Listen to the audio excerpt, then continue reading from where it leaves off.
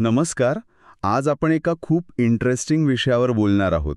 शिक्षण विभागाने राष्ट्रीय शिक्षण धोरण 2020 नुसार शाळांसाठी एक नवीन मार्गदर्शिका आणली आहे आणि त्यातला एक महत्त्वाचा भाग आहे विद्यार्थी समूह. याचा उद्देश फक्त पुस्तकं नाहीत तर विद्यार्थ्यांचा एकंदरीत विकास. चला जरा खोलवर जाऊन बघूया हे काय आहे नक्की. अगदी NEP 2020चं सारच हे आहे की नाही. शिक्षण म्हणजे अनुभवातून शिकणं आणि हे विद्यार्थी समूह मला वाटतं त्याच दिशेने एक महत्त्वाचं पाऊल आहे. इथे फक्त अभ्यास नाही तर म्हणजे विद्यार्थ्यांचं कॉग्निटिव्ह, सोशो इमोशनल, फिजिकल आणि एथिकल असा सगळा विकास बघितला जातोय. आजच्या जगात हे गरजेचं आहेच. हो, आणि मार्गदर्शिकेत त्यांचे उद्देश पण एकदम क्लिअर सांगितले आहेत. म्हणजे communication skills, leadership, problem solving, teamwork, critical thinking ही सगळी जीवन कौशल्य. बरोबर. पण फक्त कौशल्य नाहीत. विद्यार्थ्यांमध्ये जे सुप्त गुण असतात त्यांना वाव देणं आणि थोडी सामाजिक जाणीव निर्माण करणं यावर पण भर आहे. हो ना. आणि हे सगळं प्रत्यक्षात यावं म्हणून जी रचना सुचवली आहे ती पण विचार करण्यासारखी आहे. प्रत्येक ग्रुपचे लीडरशिप विद्यार्थ्यांकडेच. अध्यक्ष, सचिव ही पदं पण विद्यार्थीच सांभाळणार. अच्छा. म्हणजे जबाबदारीची जाणीव आणि लीडरशिपची संधी दोन्ही मिळेल. आणि हे पण सांगितलंय की निवड प्रक्रिया शक्यतो डेमोक्रॅटिक असावी, लोकशाही पद्धतीने. शिक्षकांचा रोल इथे कंट्रोलरचा नाही तर फक्त गाईडचा, मेंटरचा आहे. विद्यार्थ्यांना मदत करणं, दिशा देणं इतकंच. पण मग एक प्रश्न येतो मनात. ही निवड प्रक्रिया म्हणजे अध्यक्ष, सचिव निवडताना गटबाजी किंवा फक्त पॉप्युलर आहे म्हणून निवड असं होण्याची शक्यता असते, नाही का? त्याला टाळण्यासाठी काही स्पेसिफिक सूचना आहेत का? म्हणजे खऱ्या लीडरशिप क्वालिटीज असणाऱ्यांना संधी कशी मिळेल? चांगला मुद्दा आहे हा. मार्गदर्शिका थेट असं गटबाजी टाळा म्हणत नाहीये, पण लोकशाही पद्धत आणि शिक्षकांची मार्गदर्शकाची भूमिका यावर भर देऊन ती अप्रत्यक्षपणे हेच सुचवतीये.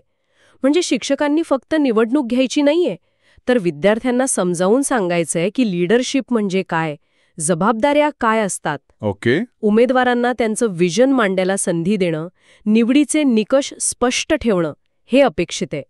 सगळ्यात महत्त्वाचं म्हणजे प्रक्रिया पारदर्शक असावी. आणि हो, प्रत्येक शाळेत हे गट स्थापन करणं बंधनकारक आहे. अरे वा. आणि यातली व्हरायटी तिथं कमाल आहे. म्हणजे फक्त मराठी, इंग्रजी, सायन्स, मॅथ्स एवढंच नाही. स्पोर्ट्स, वेगवेगळे hobbies, current affairs, financial literacy, disaster management, एवढंच काय कुकिंग आणि गार्डन क्लब्स पण आहेत. हो, खरंच की नाही. जवळपास 30 पेक्षा जास्त पर्याय दिलेत. म्हणजे प्रत्येकाच्या आवडीचं काही ना काही आहेच. अगदी. आणि प्रत्येक गटासाठी ॲक्टिव्हिटीज पण सुचवल्यात बरं का. Debates, quiz, projects, field visits किंवा अगदी एक्सपर्ट्स लोकांना बोलावून त्यांचे लेक्चर्स ठेवणं. उदाहरणार्थ इंग्लिश क्लबमध्ये शब्द वाढवायला वर्ड क्लाउड ॲक्टिव्हिटी किंवा मॅथ्स ग्रुपमध्ये गणिती कोडी सोडवायची स्पर्धा. या व्हरायटीमुळे कसं आहे की नाही, वेगवेगळ्या टॅलेंटला वाव मिळतो. हे सगळं ऐकायला खूप छान वाटते. पण हे प्रत्यक्षात आणताना काही चॅलेंजेस नसतील का? आणि पालकांबद्दल काय म्हटलंय, त्यांचा सहभाग कसा असेल आणि हे गट नीट चाललेत की नाही हे कसं कळणार? हो, आव्हानं तर असणारच. मार्गदर्शिकेत त्याचा उल्लेख आहे. पालकांना फक्त माहिती नाही द्यायची, तर काही कार्यक्रमात त्यांना इन्व्हाइट पण करायचंय. त्यांचा सहभाग महत्त्वाचा आहे. आणि तुम्ही म्हणालात तशी आव्हानं, जसं शाळेकडे रिसोर्सेस कमी असतील, वेळेचं नियोजन कसं करायचं, इतक्या गटांमध्ये कोऑर्डिनेशन कसं ठेवायचं, यावर उपाय म्हणून रेग्युलर आढावा घ्यायला सांगितला आहे. आणि स्टुडंट्स, टीचर्स, पॅरेंट्सकडून फीडबॅक पण घ्यायचा आहे.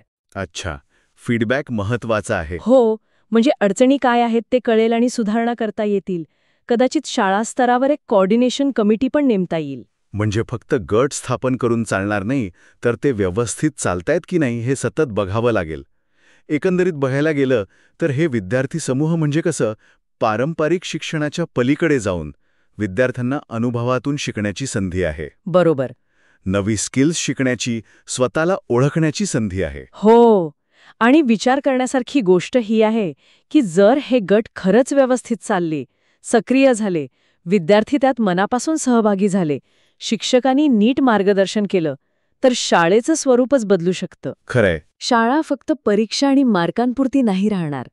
ती खऱ्या अर्थाने लाईफ स्किल्स शिकवणारं, मुलांमधले सुप्त गुण बाहेर काढणारं आणि त्यांना भविष्यासाठी तयार करणारं एक व्हायब्रंट सेंटर बनू शकेल. NEP 2020चं ध्येय पण तेच आहे. मुलांना फक्त काय शिकावं हे नाही, तर कसं शिकावं आणि मग कसं जगावं हे शिकवणं. हे गट त्यासाठी एक चांगलं माध्यम ठरू शकतात असं मला वाटतं.